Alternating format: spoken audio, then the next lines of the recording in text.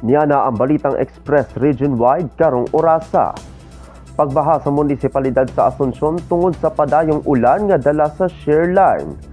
Pipila sa mga kabalayan ang nalubog sa baha sa barangay Doña Andrea niadtong Biyernes sa buntag. Human miapaw ang mga kasigbit nga suba tungod sa padayon nga pag-ulan nga dala sa shear line.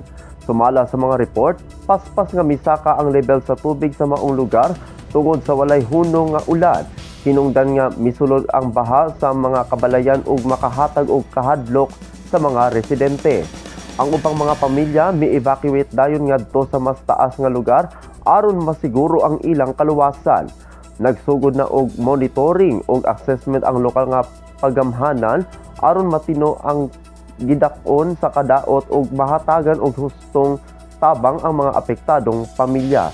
Ipahimangnuan ang mga residente ilabi na kadtong nagpuyo duol sa suba ug sa mga ubos nga lugar na magpabiling alerto ug mosunod sa mga pahimangno sa mga otoridad samtang nagpadayon ang pag-ulan sa pipila ka bahin sa rehiyon.